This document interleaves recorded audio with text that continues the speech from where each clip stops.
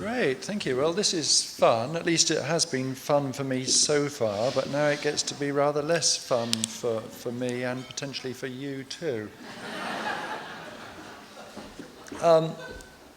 Yeah, shall I leave you to adjust? Yeah.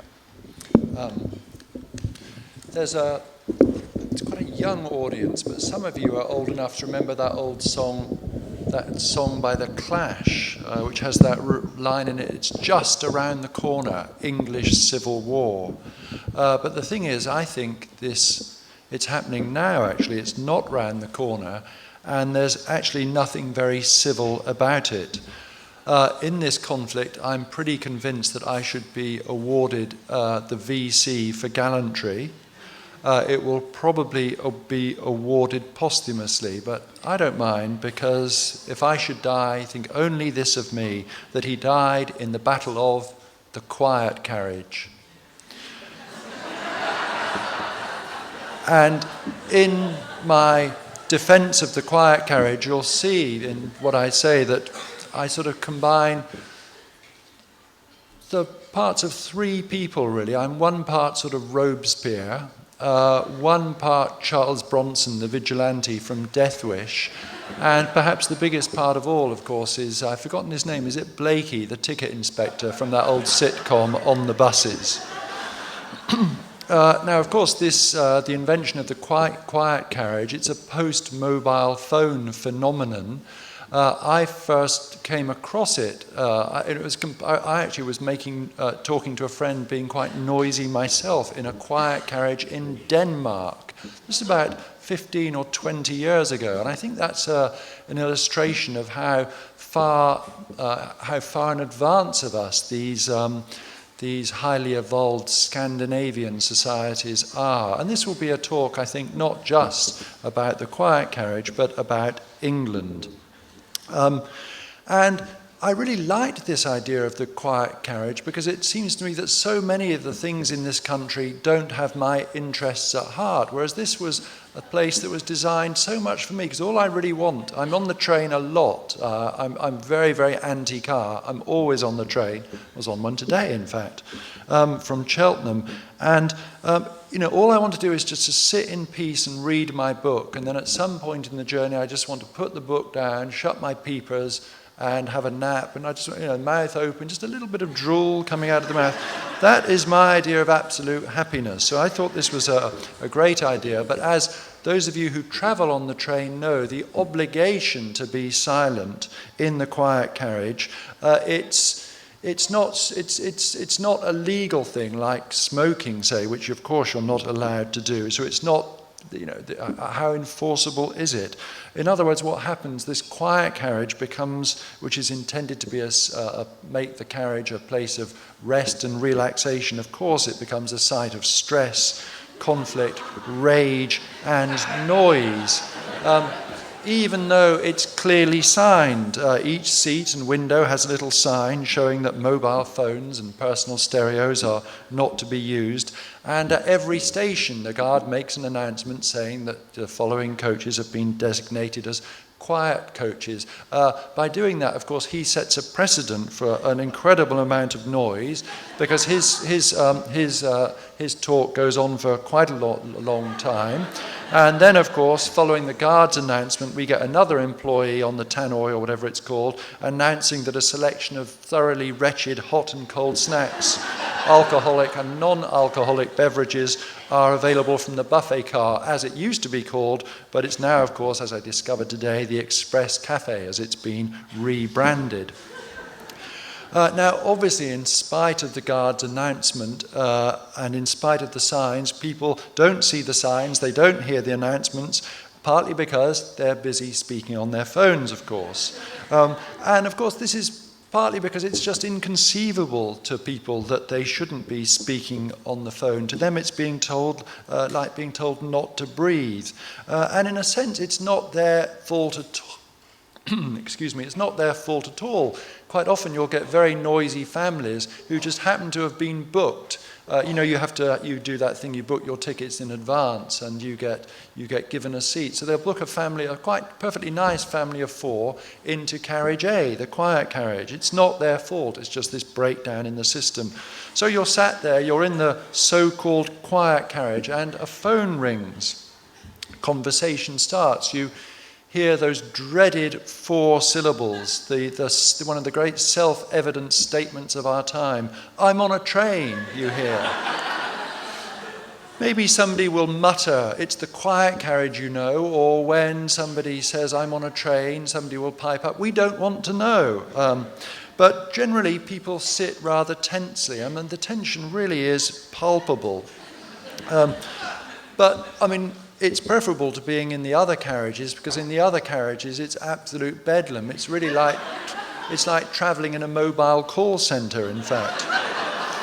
But the problem is that here, where the calls are less frequent, the occasional calls are infinitely more offensive. And so I'm sort of torn, really. On the one hand, I'm saying to myself, relax. I hold myself in, don't get involved.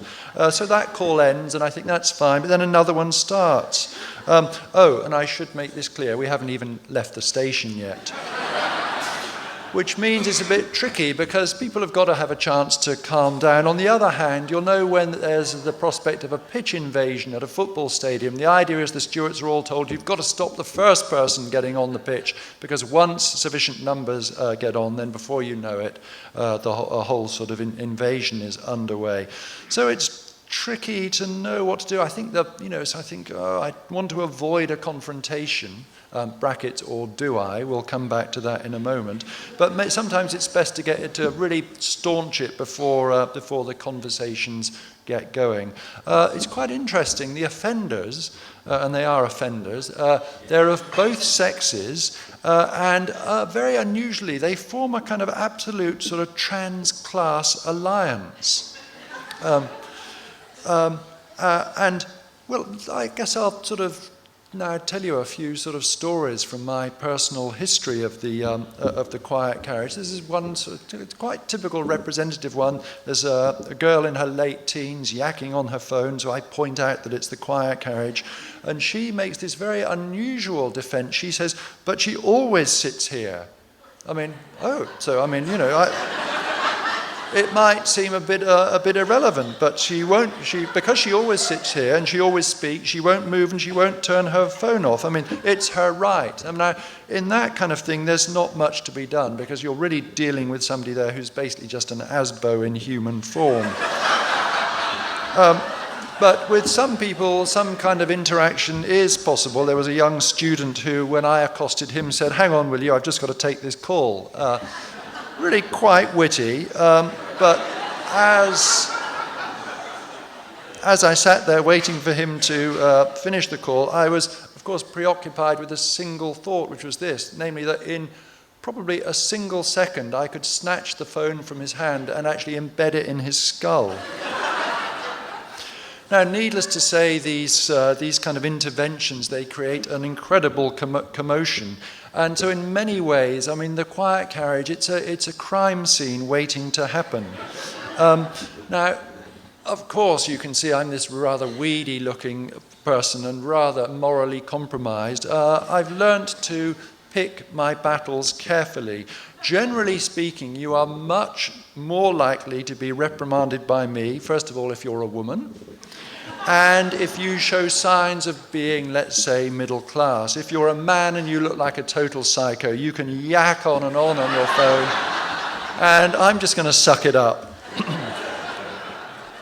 Recently, I had cause to tell a couple of rather posh ladies. This was in a first-class carriage, and I was going all the way to Edinburgh. I had to tell them to be quiet, and they did quieten down a bit until they bumped into a friend, another posh man in his 60s. Oh, that's the other thing. The older you are, the greater the chance of me picking on you. Anyway, so when these three got together, they started braying away. And so, of course, I told them they had to be quiet or leave and go to another carriage. They explained that they hadn't seen their friend for ages. And the friend then said that he was suffering from a terminal illness and that this was probably the last time he would ever see them. Now, naturally, this put me in a very awkward position ethically. So awkward that without a moment's hesitation, I said that if they moved to the next carriage along, they could talk right up until his dying breath. But if they stayed here, they had to be quiet. Now, if you're going to be a sort of have-a-go hero like this, if you're going to get involved in these quiet carriage interventions, you've got to be really, really aware that at any one time a great shoal of red herrings will come your way. So when this man's companion said that I was obviously a man without compassion, I was very quick to point out that the issue of compassion this wasn't an issue of compassion, it was all about consideration and citizenship. And I suppose I might as well add a good bit of old-fashioned English class antagonism as well. But the most dramatic and in many ways most regrettable and strange encounter, my wife and I were travelling back from Cheltenham. It's where my parents lived. So we're in the quiet carriage. A family gets on. It's a guy of about my age, wife and 3 kids, and they're creating a huge amount of commotion. And my wife quite reasonably says, let's go down to the other end of the carriage. So we do, and I reach up for my bag, but I can't resist saying to them, it's supposed to be the quiet carriage, you know. Now, the father is outraged because, his brood has been sort of threatened and insulted, and some harsh words are exchanged. 2 of these harsh words from him are off and piss, as in piss off. And uttering these words has a rather strange effect. They not only make me angrier, they make him angrier as well. So after telling me to piss off, he then says, in fact, you know what? And the next thing I know, this guy is out of his seat. He's out of his seat, and suddenly we are these 2 guys, both in our 50s, baying at each other like pit bulls, being restrained by our wives. And in fact, having told me to piss off, he then calls me an uptight English arsehole. And I have to say, I sort of respect him for that, sort of first blood to him, because I always use the word English as an insult. So I quite like the way he'd beaten me to the punch. But of course, I get back with him with another of these all-purpose terms of abuse. I was able to call him middle class. There were other people in the carriage, so this exchange had a slightly baffling component to some of them, because here in the quiet carriage you had these 2 middle-class, middle-aged guys calling each other English and middle class, ready to tear each other's throats out, and were also by now yelling quite loud. So he looks at the sign and says, you see, it says phones and stereos. It says quiet, I yell back. And I say, besides, you've got another 10 carriages to use. You could use the family carriage. Now, and that's another sort of term of, I tend to always use the word family in a pejorative sense as well, although people don't like that. And then anyway, he really, this has really upped the stakes, and he yells at me, my son is autistic. Now, you'll remember from my previous exchange that I'm so alert to the red herring, to which I reply without hesitation, all the more reason not to be in the quiet carriage.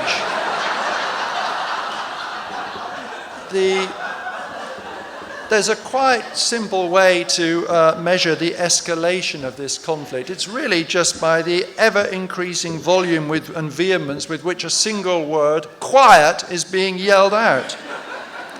Of course, quietness is not the issue any longer. Once the red mist has descended and you get involved in these kind of confrontations, the issue is just a sort of pretext. And eventually, of course, we returned to our seat, but I then had that sort of awful trembly thing, all that sort of semi-released, but not completely, just some sort of adrenaline, not sort of both coursing through me, and kind of, it was just awful. I think the only way that I could have really properly calmed down is if I'd held his severed head aloft and chucked it at the feet of his wife and autistic child and said, perhaps that'll that'll teach you to be quiet.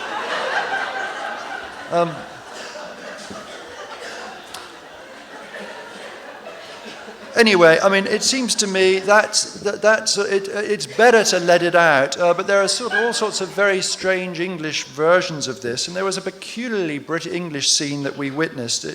There were two people talking noisily to each other. They weren't on the phone, so they were in that slightly ambiguous territory that I've mentioned. And there was this one person in front of us. He was visibly irate for the whole duration of the journey from Paddington to Stonehouse. And then he erupted in fury at them, absolutely at the moment as he was getting off the train, a sort of weird combination of sort of masochism and rage. But of course, I enjoy occasional triumphs. I forge alliances with old people typically, because they tend to want to be quieter. And one of these men said that he said after I'd told somebody else to keep quiet, he said, "Oh, I do admire your intervention, and I've been emboldened by your example, and I will." So it's like, we should form a sort of crusade here.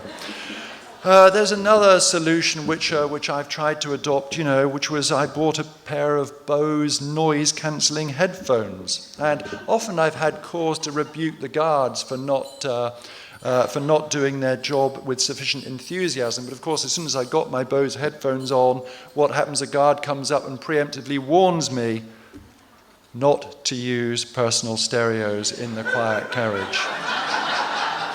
Sometimes it is quite peaceful in the quiet carriage, but even when it is, I think this is something that those of you who've lived below noisy neighbours will know, people who play music late at night. Even when it is quiet, you lie there waiting for the noise to start.